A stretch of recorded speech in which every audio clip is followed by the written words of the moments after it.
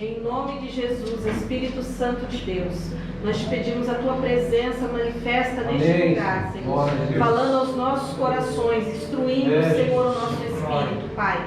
Em nome de Jesus, eu entrego agora a minha vida ao Senhor, o meu corpo, Senhor, a minha mente, o meu espírito, para que a tua igreja, Senhor, possa ser edificada. Em nome de Jesus, eu repreendo todo espírito contrário. Eu repreendo, Senhor, todo espírito de incredulidade, Senhor, todo espírito de canseira, de mornidão, Senhor. Que teu Espírito Santo, Senhor, venha acender a chama do nosso coração e nós possamos sair deste lugar, Senhor, felizes e incendiados pelo teu amor, Pai. Em nome de Jesus, nós te louvamos e te agradecemos.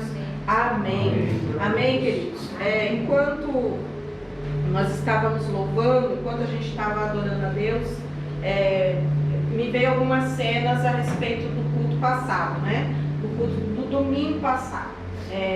Então, assim, a gente percebe que o que acontece quando Jesus fala a respeito da parábola do semeador. Não existe problema com o semeador, ou seja, com aquele que lança a semente, né? Não existe problema com a semente, mas o problema sempre está na terra aonde a semente cai. Porque quando uma semente ela não produz fruto, é porque a terra não foi boa. E a palavra de Deus diz que a terra ela é associada ao nosso coração. Então, a gente nunca pode permitir que uma palavra, ou seja, uma semente, ela caia na nossa alma.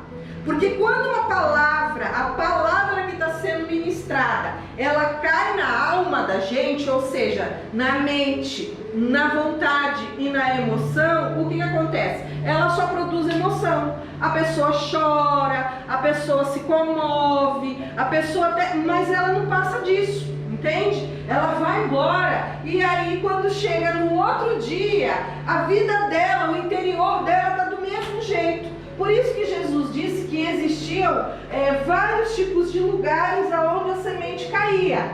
Existiam lugares rochosos ou em meio às pedras. Se a semente cair no meio das pedras, ou seja, num lugar duro, ela não vai produzir fruto. Se ela cair em meio aos espinhos, o texto diz que os espinhos abafam a semente e ela também não consegue produzir fruto. Mas quando ela cai numa terra boa, uma terra fértil, né? Quando a gente vem para um ambiente como esse, para o ambiente da igreja, e a gente vê com o nosso coração sedento, não por mais um mover, não por mais um sentimentalismo, uma emoção, mas quando a gente vem para um lugar como esse, para um ambiente como esse, sedento de Deus, é como se o coração se tornasse fértil, a terra fértil, e aí a semente cai ali e ela produz fruto.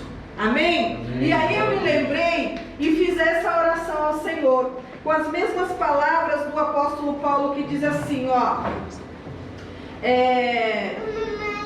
eu mesmo, irmãos, quando me dirigi até vós, não fui apenas com um discurso eloquente e nem ostentando sabedoria para vos anunciar o testemunho de Deus. Então, eu não quero sabedoria humana, gente.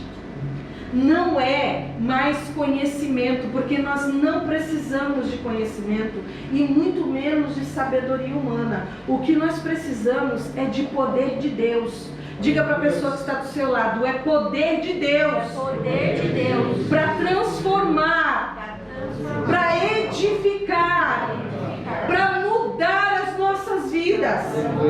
Amém? E não existe nada mais poderoso do que a palavra de Deus. É ela quem nos dá norte. É a palavra quem nos dá direção. É a palavra que vai moldar, que vai transformar. Vamos associar a palavra a Gênesis 1. O mundo estava sem forma e vazio, mas o Espírito de Deus e então disse: haja luz. Então disse Deus. Se Deus está dizendo, a semente está sendo lançada, gente. Então precisa produzir frutos. Amém? Amém. E a gente vai falar a respeito da parábola das 10 virgens, que eu pedi para vocês abrir, né? Lá em Mateus, capítulo... peraí, Mateus 25, né? O que eu tirei aqui? Hoje é noite de ceia, tá?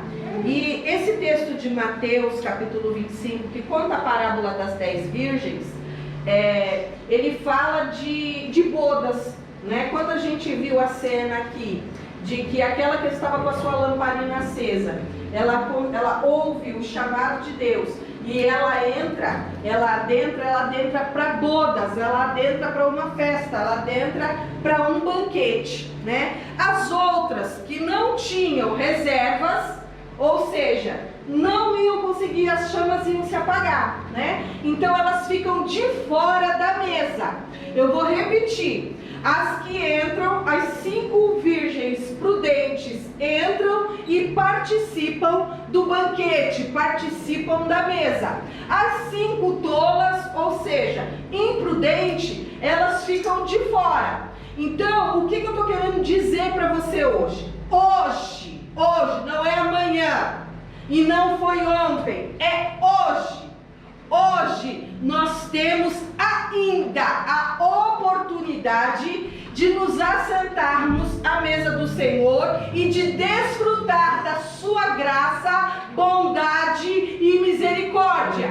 Mas esse dia vai acabar, entendeu? Vai chegar o dia em que os imprudentes, os tolos, ficarão para o lado de fora. Serão salvos, sim, serão salvos, mas não desfrutarão da mesa, não desfrutarão do reino de Deus. Então, abre os seus olhos, abre os seus ouvidos, porque o dia da salvação é hoje. Cutuca a pessoa que está do seu lado e diga: é hoje. Amém? Vamos para o texto. Mateus 25, versículo 1 diz assim: portanto, o reino dos céus será semelhante a 10 virgens que pegaram as suas lamparinas e saíram para encontrar-se com o noivo. 5 delas eram sábias, mas outras 5 eram inconsequentes, imprudentes, tolas. O que é uma pessoa inconsequente? Ela não tem noção das consequências daquilo que ela faz. Ou também ela não está nem aí, né? Ela é uma pessoa que ela não está nem aí com as atitudes que ela tem. Por quê? Porque ela é inconsequente, certo? Vamos lá. As inconsequentes, ao pegarem as suas lamparinas, não levaram óleo de reserva consigo. Entretanto, as prudentes levaram óleo em vasilha, junto com as suas lamparinas. O noivo demorou a chegar, e todas ficaram com sono e adormeceram. À meia-noite ouviu-se um grito: eis que vem o noivo, sai ao seu encontro. Então todas as virgens acordaram e foram preparar as suas candeias. As insensatas recorreram às sábias: dai-nos um pouco do vosso azeite, porque as nossas lamparinas estão se apagando. Porém as sábias responderam: não podemos, pois assim faltará tanto para nós quanto para vós outras. Ide, portanto, aos que vendem e comprem. Mas, saindo elas para comprar, chegou o noivo. As virgens que estavam preparadas entraram com ele para o banquete de núpcias, e a porta foi fechada. Mais tarde, todavia, chegaram as virgens imprudentes e clamaram: Senhor, Senhor, abre a porta para nós. E contudo ele lhes respondeu: com certeza vos afirmo que não vos conheço. Portanto, vigiais, pois não sabeis o dia e nem tampouco a hora que o Filho do Homem chegará. Amém? Então essa palavra, gente, de hoje é uma palavra de alerta para nós. É uma noite de start, é uma noite para que a gente venha despertar, para que a gente venha vigiar, para que a gente venha prestar atenção e nos posicionar. Por quê? Porque o dia e a hora está chegando. Como eu disse, hoje nós ainda temos a oportunidade de nos assentarmos à mesa do Senhor. Mas quando houver as núpcias, ou seja, o casamento, né? A ligação entre Deus, entre Jesus e a igreja, aí aqueles que são inconsequentes, aqueles que são imprudentes, eles ficarão do lado de fora. Você pode levar a sua vida da forma como você desejar. Amém? Vou te falar uma coisa de todo o meu coração. Você nem precisa ficar constrangido comigo. Há tempos atrás, quando eu via as atitudes e os posicionamentos de alguns irmãos, isso me entristecia muito. E não que hoje não me entristeça, mas me entristecia a ponto de me fazer adoecer. Amém? Eu aprendi com o caminhar a respeitar a posição de cada um. Então assim, você pode participar da igreja, você pode fazer parte da comunhão, você pode ser irmão, né? E você vai ter toda a minha atenção, você vai ter todo o meu amor, e eu vou cuidar de você como um pastor deve cuidar de uma ovelha, mas ninguém pode tirar uma coisa de você. E essa coisa se chama livre-arbítrio. Você tem o poder de escolha sobre a sua vida. Então, você nem precisa ficar constrangido comigo. Porque assim, eu estou tentando e me esforçando para fazer o meu papel. Às vezes, quando eu olho para a pessoa do pastor Amarildo, eu fico me perguntando, eu falo assim, cara, se existe uma pessoa, né, um irmão crescido no Senhor, este irmão é o pastor Amarildo. Porque, olha, é um homem que incansavelmente prega a palavra de Deus. Incansavelmente prega a palavra de Deus. Todos os dias, 6:30 da manhã, o meu telefone faz pim. Chegou a mensagem de áudio do pastor Amarildo. E ele prega, gente. A mensagem de áudio dele é todo dia. E não é de dizer assim, ele pula, chega sexta-feira, ele para e aí ele volta na segunda-feira. Não, é de domingo a domingo. É feriado. É se ele está em África, é se ele está no Brasil, é se ele está em Gramado, aonde ele estiver, 6:30 da manhã, a mensagem, o anunciamento da palavra, a ministração está lá. E aí, quando eu olho para isso,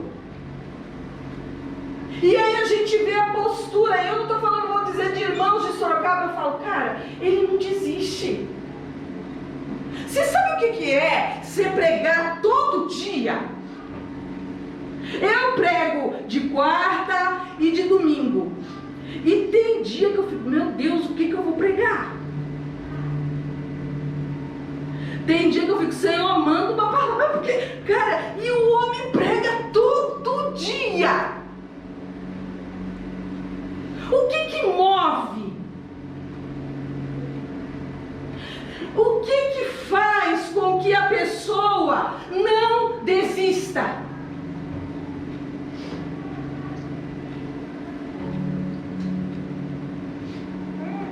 Primeiro, o amor. Segundo, os olhos no Senhor.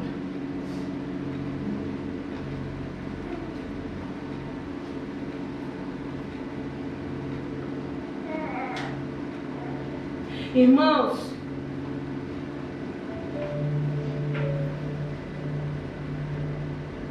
o maior desejo, o maior anseio do coração de um líder, de verdade, é ver aquele a quem ele cuida abençoado. Mas mais do que isso, no centro da vontade de Deus. Porque a palavra não mente, e ela diz que ela é boa, ela é perfeita, o centro da vontade de Deus. É bom, é perfeito e é agradável.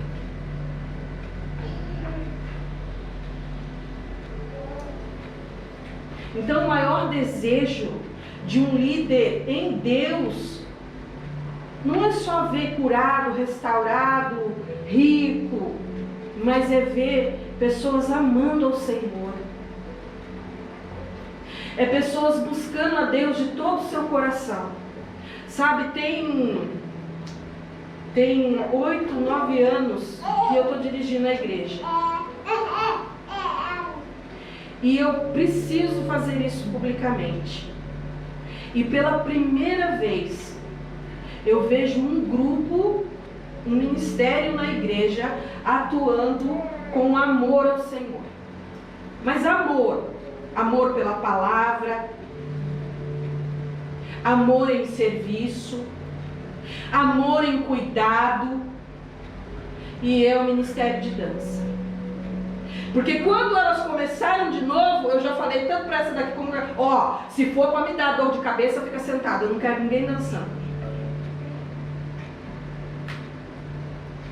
Porque hoje a gente entende de verdade o que é a dança profética, a dança na igreja, ou então senta todo mundo. E de verdade eu não apostei ficha nenhuma. Porque eu tô cansada, sabe?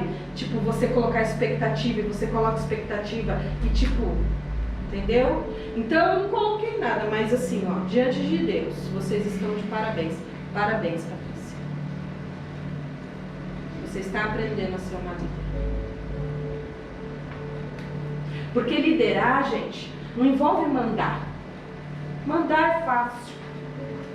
Liderar envolve crescimento de vida, envolve disposição, envolve entrega, renúncia.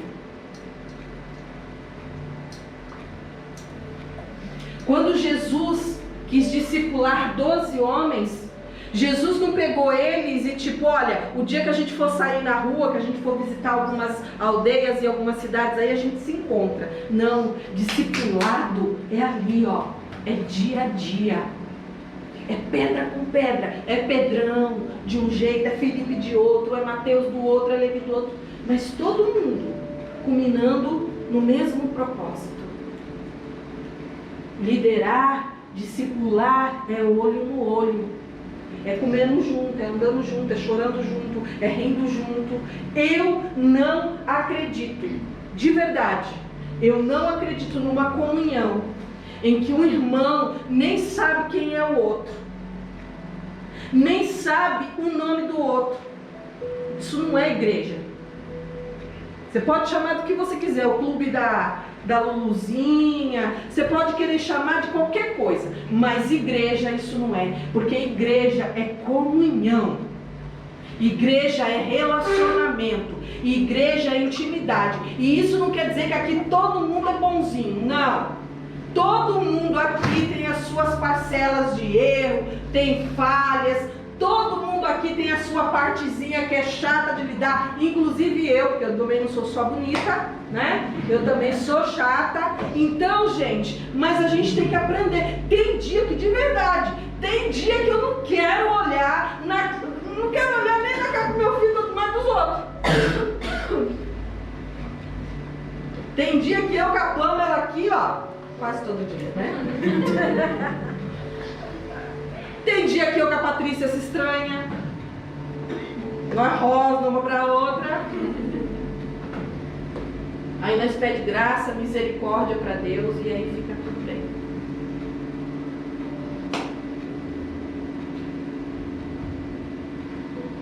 Então, quando a gente olha para essa parábola, a gente está falando de gente. Nós estamos falando de uma igreja, de duas igrejas. Existe uma igreja dentro da outra igreja. A gente vê que aqui são 10, mas elas são divididas em 2 grupos. Então vai haver gente prudente, gente imprudente, gente sábia, gente tola. Mas não é o Senhor quem determina isso. Isso é você quem escolhe. E quando a gente olha para esse texto fala de uma pergunta que os discípulos fizeram para Jesus. A pergunta é: mestre, como nós saberemos, né?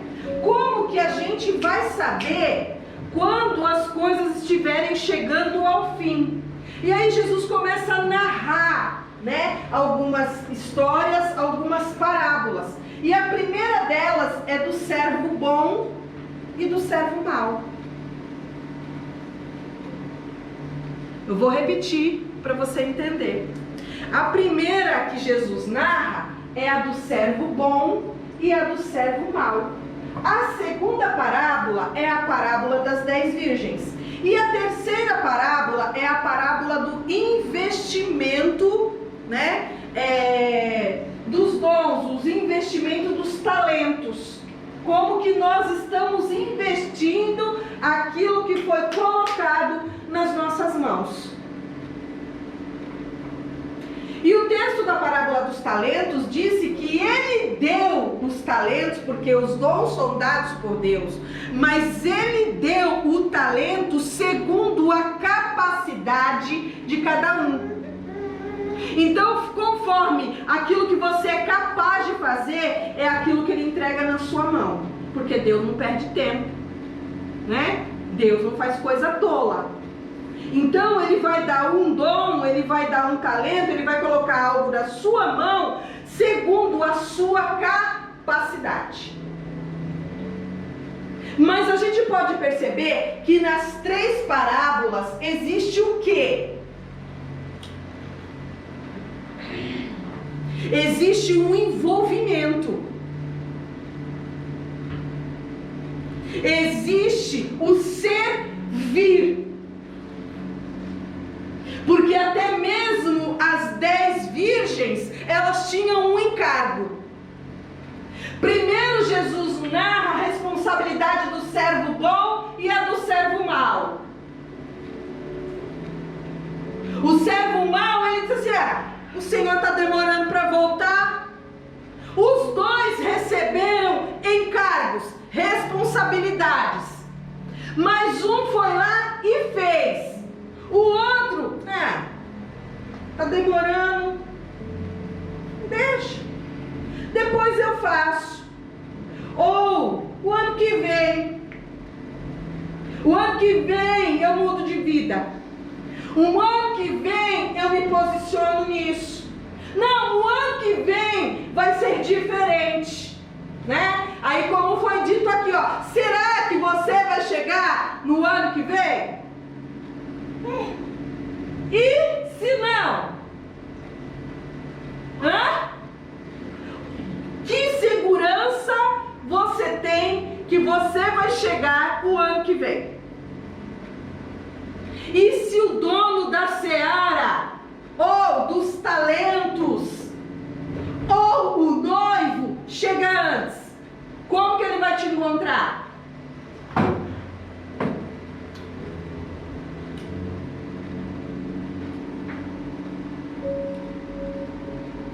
Então, não dá para falar de reino, não dá para falar de uma vida com Deus, com Jesus, não dá para falar de mesa, de banquete, se você não entender que precisa haver posicionamento e precisa haver serviço.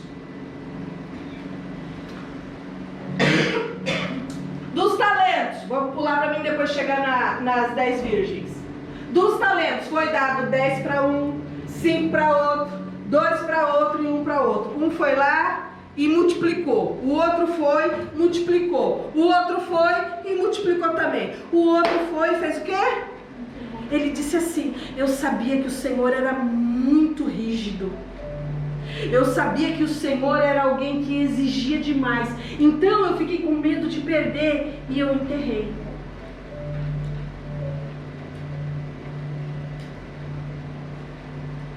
Então, gente, todos eles tinham um encargo. E não foi diferente com as 10 virgens. Quando Jesus ele conta esta parábola, quando Jesus conta a história das 10 virgens, ele estava fazendo uma analogia do casamento judaico. Porque o casamento de um judeu não é como o casamento de um ocidental. O ocidental, o noivo fica aqui, né, no altar esperando, e o pai da noiva traz a noiva. No Oriente é diferente. No Oriente, o noivo sai da sua casa no dia do casamento. Ele já sai ornado, ele já sai pronto da sua casa, juntamente com as 10 damas de honra, que vão com luzes à sua frente, iluminando o seu caminho, e ele passa na casa da noiva, e a noiva sai naqueles, como que chama aqueles negocinhos que senta lá e todo mundo vai carregando junto, sabe? Aí acontece o casamento. Então, as 10 virgens, elas tinham uma responsabilidade. E preste atenção num detalhe que a gente não atenta no texto da parábola das 10 virgens. Diz que elas saíram, vamos lá para o versículo 1. Portanto, o reino do céu será semelhante às 10 virgens que pegaram as suas candeias e saíram para encontrar-se com o noivo. Então, elas não ficam sentadinhas, domingo lindas e maravilhosas, no culto, com as suas candeinhas nas mãos. O texto diz que elas tomam as suas candeias e elas vão ao encontro do noivo. Então, amados, existe o quê? Existe uma fome, existe uma sede, existe um anseio de se encontrar com o noivo. Então, o primeiro requisito para o banquete é anseio, é vontade, é desejo, é querer. Por isso que eu falei no início, o que é que move você? O que te move? É uma bênção? É um milagre? O que move você? Todos os domingos. Não fale para mim, por favor, porque eu quero dormir depois. Mas fala para você. O que te move? Elas saíram, pegaram as suas candeias, ou seja, as suas lamparinas, as suas luzes, e elas saíram ao encontro do noivo. Elas saíram para procurar, porque existia um desejo de encontrar. Existia uma fome, uma vontade.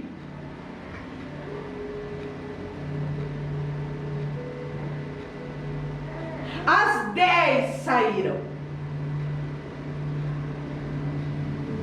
Então, o que a gente entende é que elas procuraram, o noivo demorou e elas adormeceram.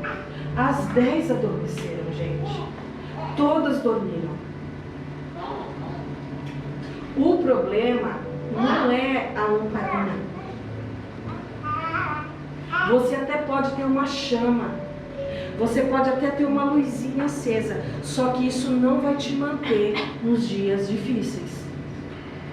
Você sabe por que tem gente que vai e vem, vai e vem? Porque ela não consegue lidar com os dias difíceis. Porque quando elas encontram o noivo, o que conta é a reserva.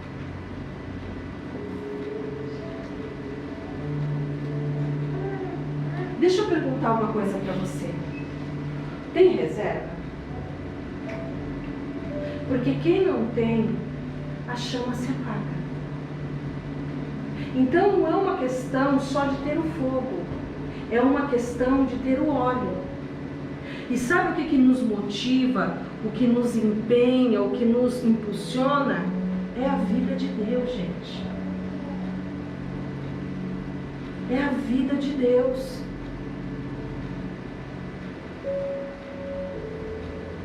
Não é o tanto que você sabe.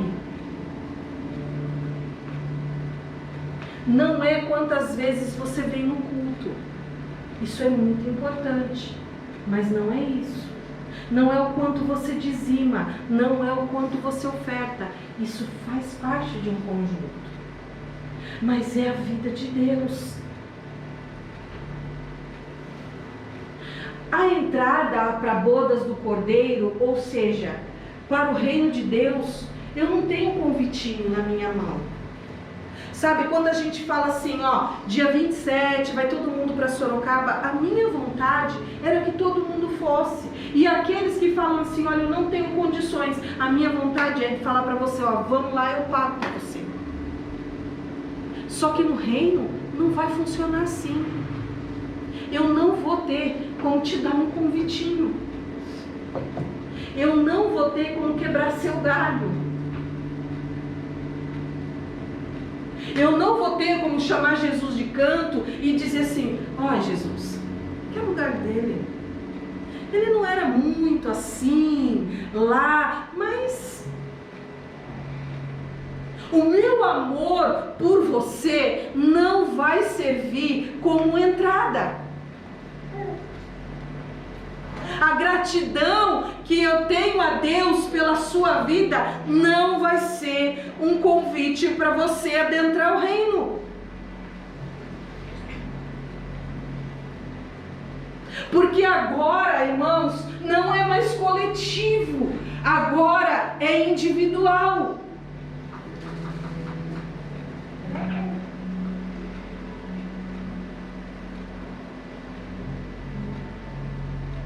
Agora a gente está aqui ministrando e a gente está falando para você, ó, faz isso, porque seu casamento vai melhorar. Olha, faz aquilo, faz desse jeito, faz daquele outro. Seja fiel, seja dizimista, faça as coisas direitinho, ande na linha para você ser abençoado. Agora a gente não está falando mais disso.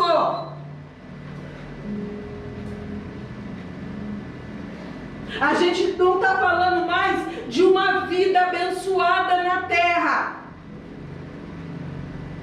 Nós não estamos falando de salvação. Porque salvação, o preço já foi pago.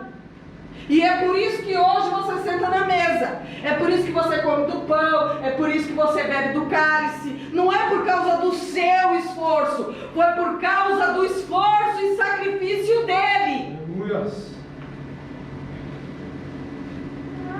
Foi porque ele pagou a dívida que havia entre nós e Deus. É isso que o escritor aos Hebreus diz. Está pago. A dívida, a cédula que tinha contra mim e contra você, ó. Tudo escritinho lá. Jesus foi lá, pagou, tomou a cédula da mão do diabo. E agora todos nós, justificados pelo sangue de Jesus, podemos sentar na mesa. Mas para viver as bodas do Cordeiro, para viver o reino de Deus, isto não é suficiente, porque agora demanda o seu esforço e o quanto você está envolvido com Deus.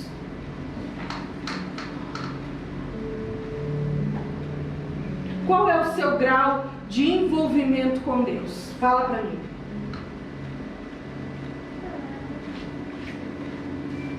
Tem para todos. Tem para aqueles que querem só as bênçãos. Ótimo. A Bíblia diz que o sol nasce para os justos e para os ímpios. Não nasce? Nasce. A chuva cai e abençoa todos, tanto o justo quanto o ímpio.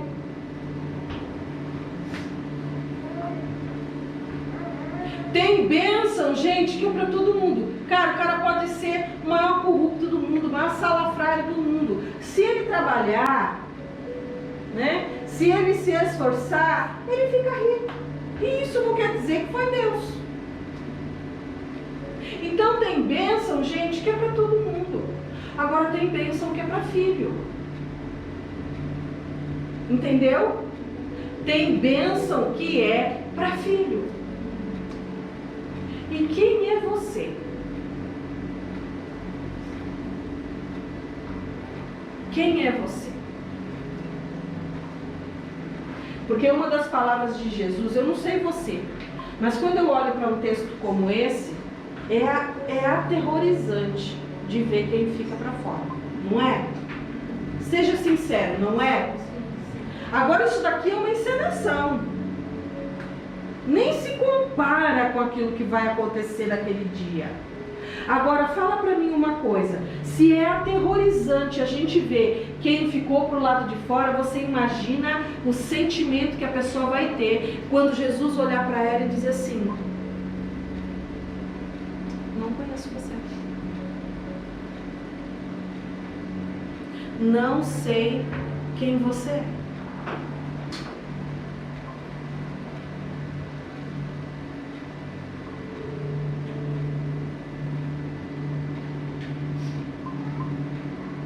O maior galardão da igreja, irmãos, diferente do que se ensina muito, a maior recompensa, eu priorizo e eu desejo muito viver bem com meu marido.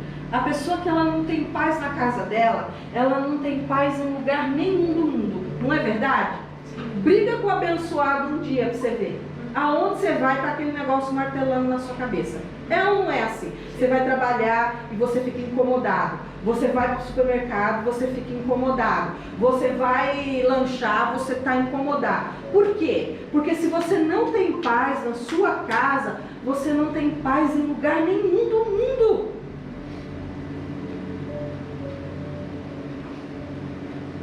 Então eu priorizo e eu desejo isso.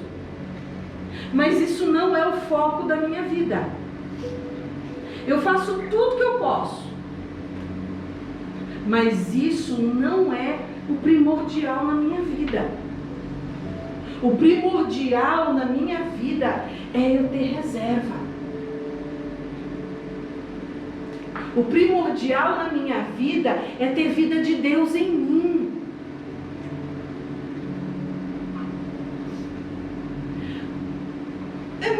É que a gente, como é que fala? A gente mistura tudo. Cara, você quer ser próspero, mas você não quer ter vida de Deus.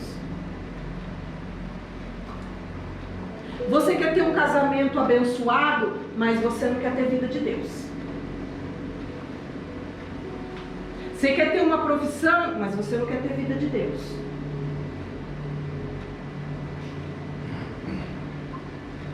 Reserva, manter a chama acesa, é você ter vida de Deus dentro de você. E se você não tiver, tua vida vai viver assim, ó. É isso que acontece. Você vai fazer coisas que não é para você fazer. Você vai se envolver com pessoas que não é para você se envolver. A minha mãe, ela falava um ditado que diz assim, ó: me diga com quem tu andas e eu te direi quem tu és. Nossa, eu ficava azeda com isso. Porque eu já pensava nas pessoas que eu andava, né? Aí eu falava assim, não, mas eu não sou igual a ela. Aí esses dias eu vi uma frase que diz assim, ó: me diga com quem você anda hoje, que eu vou dizer pra você o seu futuro.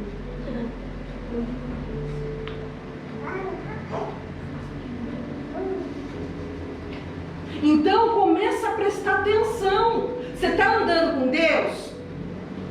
Você está andando com Deus. A sua vida está interligada à vida de Deus. E quando a gente fala assim, a pessoa está pensando assim, mas é porque eu não posso fazer isso, eu não estou falando do pode ou do não pode, ou do pode, não é disso que eu estou falando, eu estou falando de uma vida com Deus.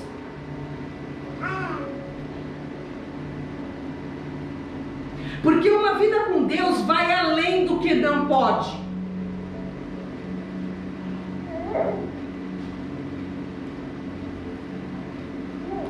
Uma vida com Deus, Roque, vai além de regras.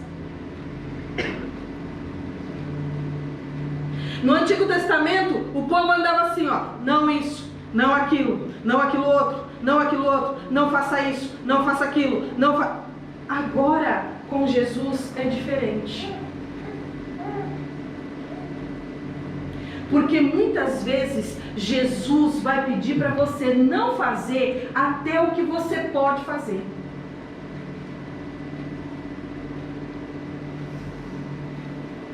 Então eu quero que antes de você participar da mesa, olha para mim e preste atenção no que eu vou dizer para você.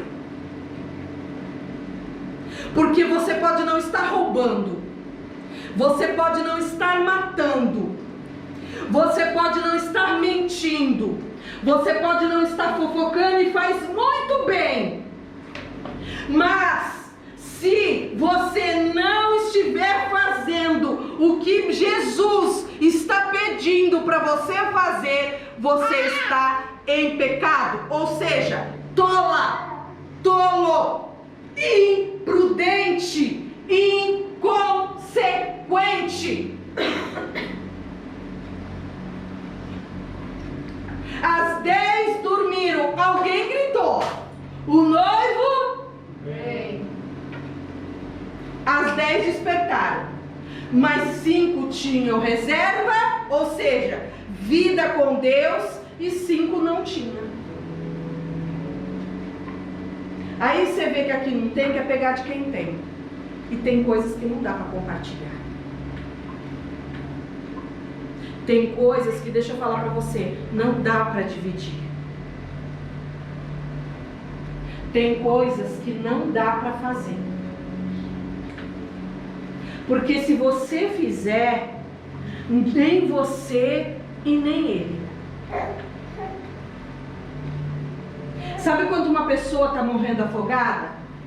E ó, deixa eu te falar uma coisa, eu já passei por isso diversas vezes. E se não fosse as mãos dele a me pegar, me fazer submergir, eu tinha morrido junto com o outro.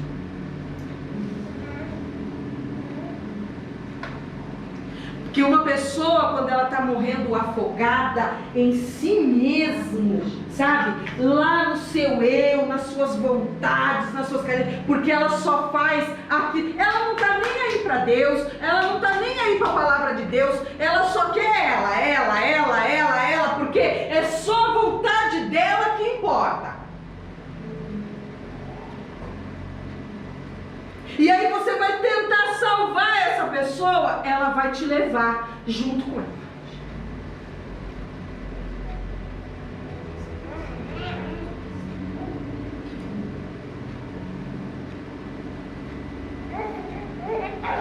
Irmãos, a noite de ceia é uma noite feliz, é uma noite de vitória, mas ela é uma noite de reflexão. Ela é uma noite, a noite da ceia. É por isso que na igreja primitiva isso era feito todo dia. Não era feito uma vez por mês igual a gente faz hoje. A ceia era feita todos os dias. Porque quando você come do pão e você bebe do cálice, você está confessando, você está exteriorizando, você está dizendo que você e Deus é um só. Que você e Jesus é um só. Só que é um só com você aqui. É um só com você aqui. Porque quando sobe as escadas e você chega lá fora, é você, você e você. É o que você quer. É do jeito que você quer. Lembra de Jesus e o banquinho lá? É assim.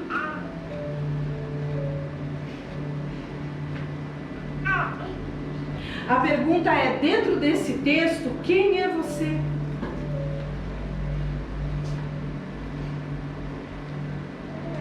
Será que nós nos encaixamos nas 5 virgens prudentes?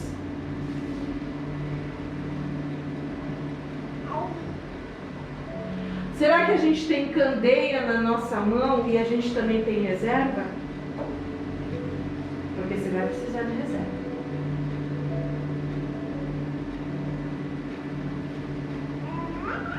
Porque se você não tiver a reserva, a chama vai se apagar.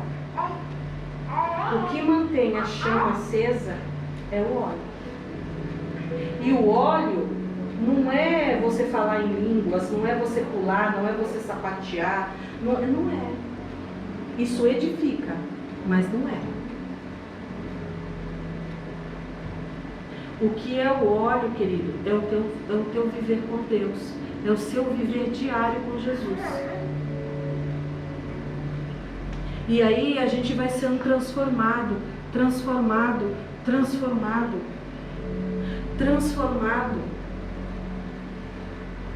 E aí de virgem você passa a esposa.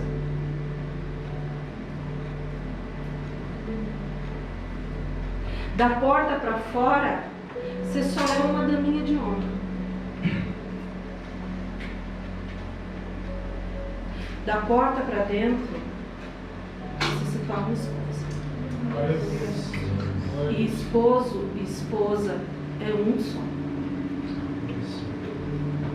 Se a gente entendesse isso de verdade. Se a gente entendesse isso de verdade. Entende o que eu estou falando para você? As 10 virgens e as 5 que entram se tornam esposas. Olha o que o texto de Efésios diz. E o homem deixará o seu pai e a sua mãe, e se unirá à sua mulher, e os dois se tornarão um só. Aí Paulo fala assim, ó, esse é o mistério de Cristo e a igreja.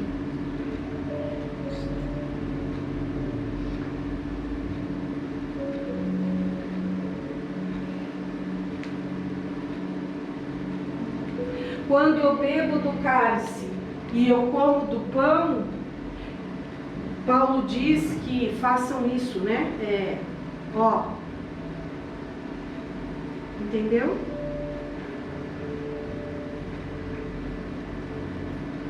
As 5 virgens prudentes, ó.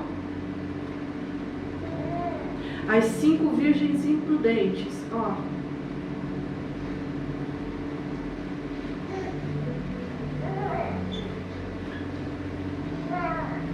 A ceia do Senhor não é brincadeira.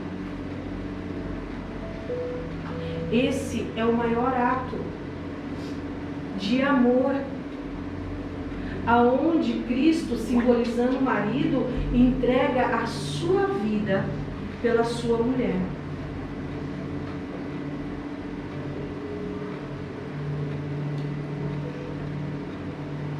Então a gente não pode ficar brincando, gente. O que a gente está fazendo aqui agora, o que a gente vai fazer agora, é uma demonstração daquilo que já acontece lá dentro, do que acontece segunda, terça, quarta, quinta, sexta, sábado e domingo.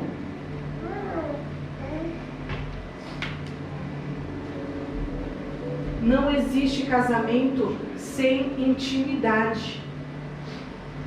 Não existe casamento sem intimidade. Casamento sem intimidade acaba.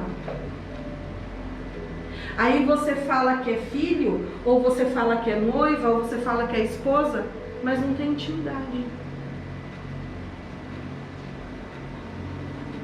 Não tem relacionamento.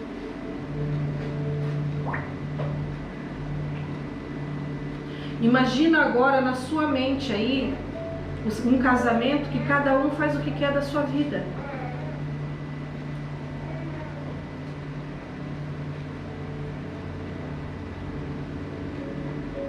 não tem desfrute. Tem? Não tem. Não tem prazer.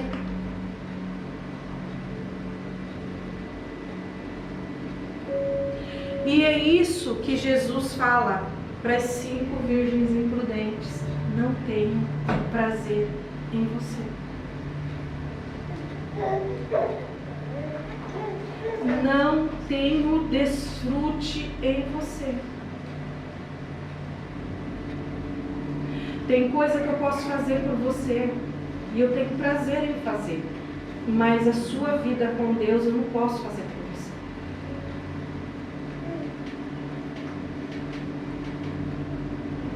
E é por isso que eu falei para vocês do pastor Amarildo. Ele está fazendo a parte dele. Sabe aquele casamento que o marido trabalha,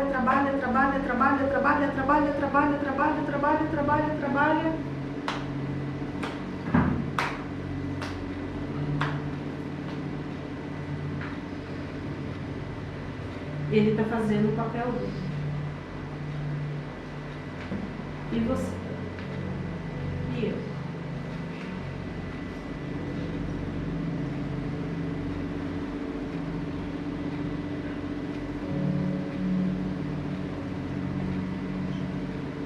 E aí?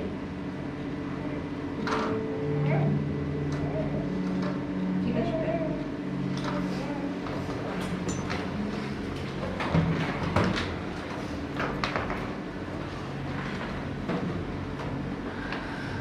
Irmão, preste atenção no que eu vou dizer para você.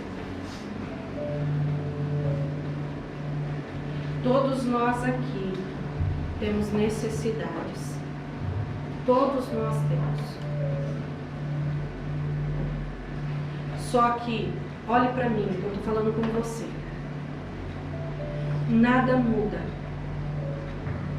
se as coisas não entrarem na sua consciência, no seu espírito.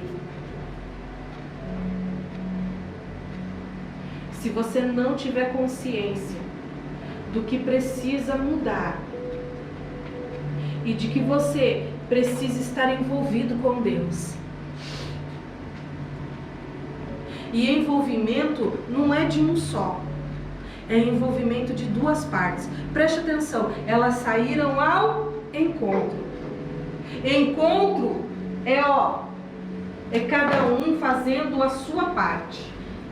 Elas saíram ao seu encontro e Jesus vinha ao encontro delas. Então você precisa fazer a sua parte. Você precisa fazer a sua parte. Você precisa estar envolvido. Você precisa estar num relacionamento. Quem que se relaciona sozinha? Eu comigo mesma. Você consegue, Adilson? Eu tenho uma relação íntima comigo mesmo. Mentira. Porque ninguém se relaciona consigo mesmo para se relacionar, nem que seja na mente. Então não existe relacionamento de eu comigo mesma. O relacionamento tem que ser de 2 partes. O relacionamento tem que ser com você e Deus. E hoje, Ele ainda está insistindo nesse relacionamento com você. Ele ainda está batendo na porta. Eis que estou à porta e se você, eu entrarei. Se você ouvir e abrir.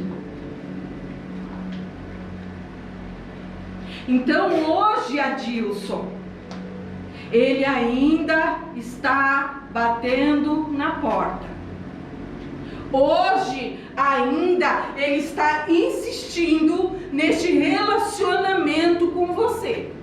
E não é um relacionamento de peso, não é um relacionamento de dificuldade, é um relacionamento de prazer.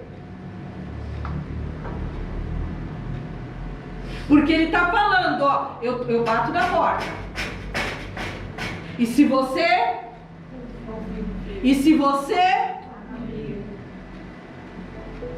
Então tem que ser por querer.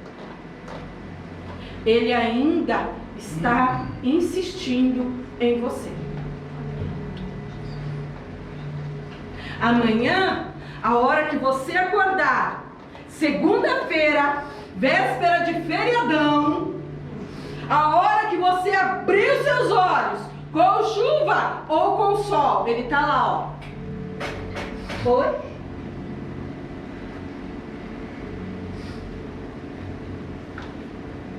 Quantos de nós rejeitamos? Eu sou uma pessoa hiperacelerada. Eu já acordo pensando no que eu vou fazer. E aí eu enfio o pé no freio. E eu digo assim, o que nós...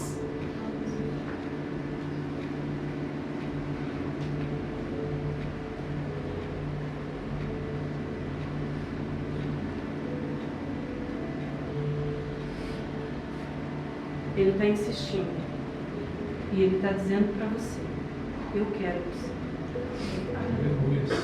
Eu quero você. Eu quero te conhecer. Eu quero me relacionar com você. Mas vai chegar o dia que você vai correr atrás, irmão. E a porta vai fechar para você. Hoje, a porta está aberta. A mesa está pronta. Mas naquele dia, lembra da parábola da bodas do cordeiro? Se você não tiver com as vestes, você não vai entrar. Vamos parar de brincar. Vamos parar de viver uma vida de faz de conta.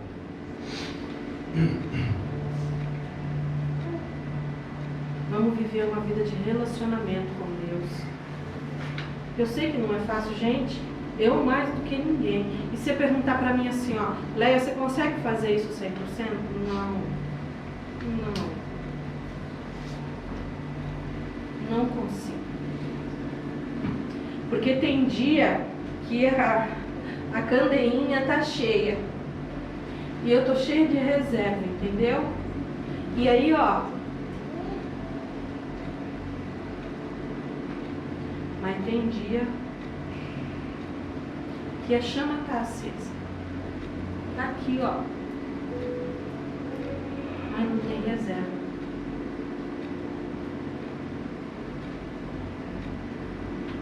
E aí a gente chuta o pau da barraca.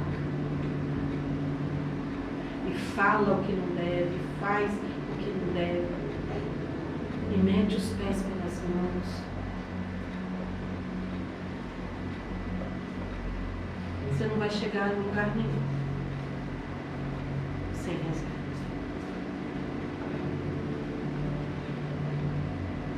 Então, se tem algo que eu quero dizer para você, a luz acendeu.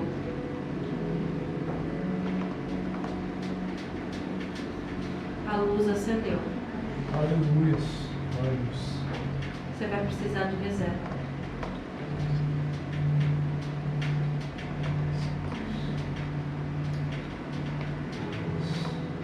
Não fica andando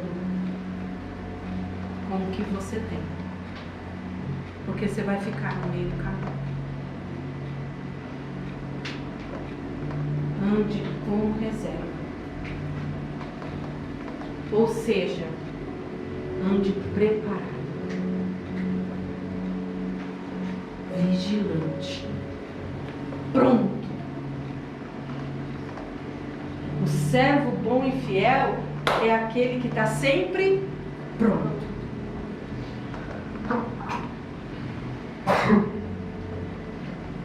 Abre sua Bíblia comigo no livro de 1 Coríntios.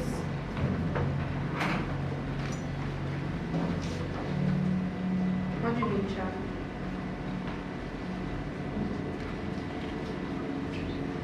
Capítulo 13. perdão, 11, versículo 23.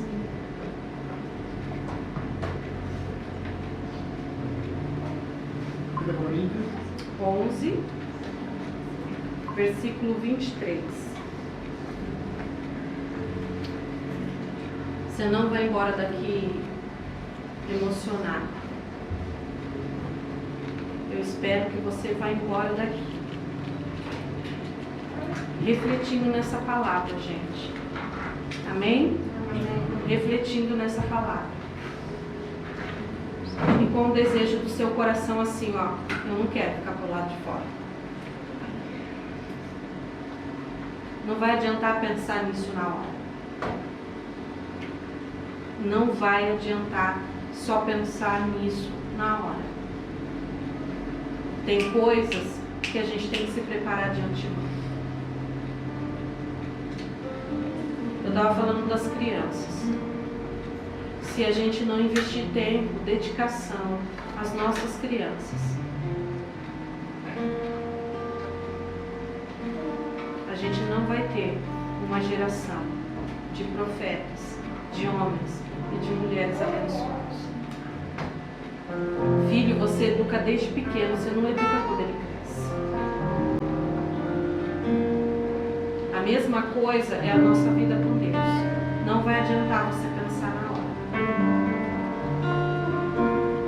Então é uma palavra para a gente sair daqui, que hoje a gente pode desfrutar dessa mesa. Hoje Ele está vindo ao nosso encontro.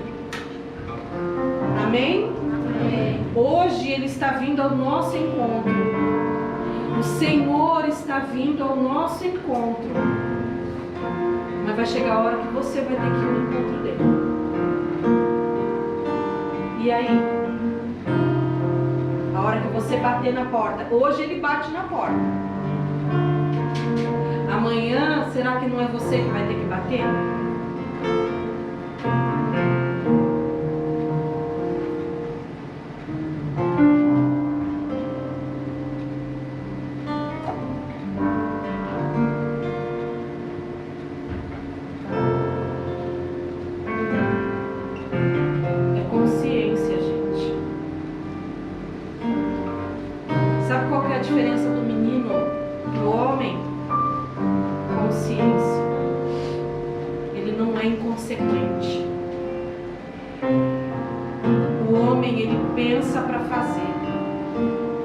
Porque ele sabe das consequências que podem vir sobre a sua família, sobre as pessoas que ele ama. O menino é inconsequente, o imaturo, tá nem aí. Exploda-se o mundo, que eu não me chamo Raimundo.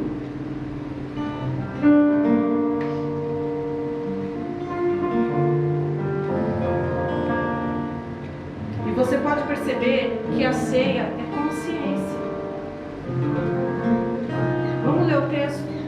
E fala assim, ó: pois eu recebi do Senhor o que eu também vos entreguei.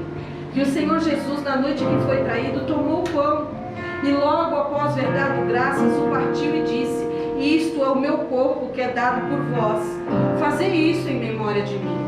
E do mesmo modo, depois de comer, ele tomou o cálice e declarou: este cálice é a nova aliança no meu sangue. Fazei isso todas as vezes que o beberdes em memória de mim. Portanto, todas as vezes que vocês comem deste pão e bebem deste cálice, vocês proclamam a morte do Senhor até que ele venha.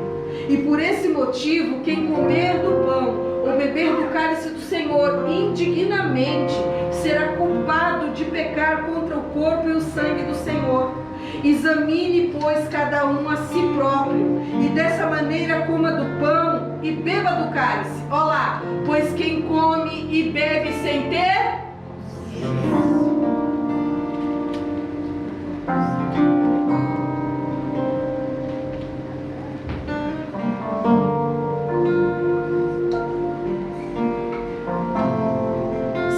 o que, Adilson? Consciência. Sem ter o que, Will? Consciência. Quem come e bebe sem ter consciência do corpo come e bebe.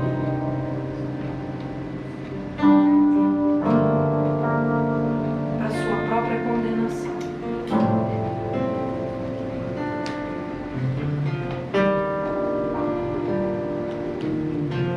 Ontem nós passamos o dia da Twin. Muitas pessoas. E estava muito bom. Comida boa. Uma piscina. Quanto que tamanho tem aquela piscina? Cheia de luzes. E água quente. Pessoas muito legais. Gente, pensa no pessoal nordestino. Bacana pra caramba. E foi um dia assim de desfrute mesmo, sabe? De dar risada, de comer, de tal. E aí teve uma hora que eu fui no banheiro, né? E aí eu tava me relacionando eu comigo mesma. E aí eu tava pensando assim, cara, que gostoso, que ambiente bom, que coisa boa. Não podia ser todo dia assim, podia ser todo dia assim. Aí me veio uma coisa assim, cara, a igreja parece. Aí amanhã, não, essa manhã eu tenho culto. Tem que limpar a igreja, tem que preparar a palavra, tem que recepcionar os irmãos. Aí você prepara um monte de coisa e é meia dúzia. E aquela coisa aí.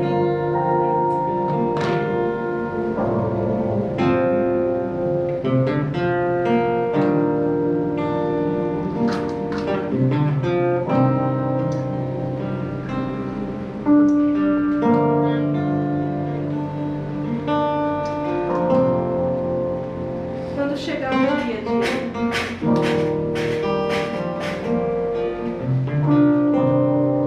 quem vai ficar para dentro e quem vai ficar para fora na maior festa de todos os tempos.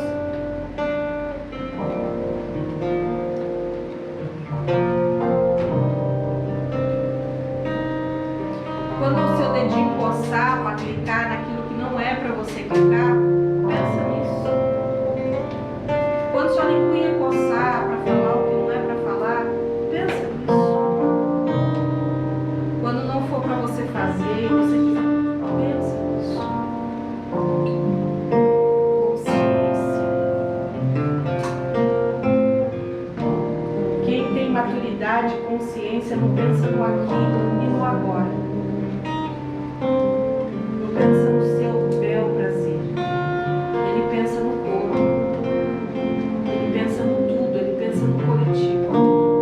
Aí é o individual que se torna coletivo.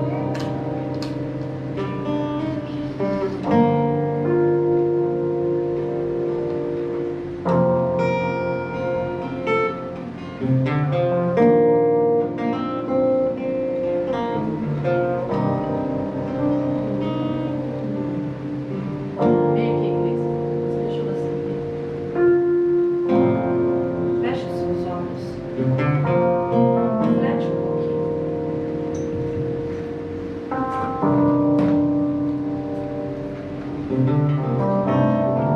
Essa mesa aí, ó.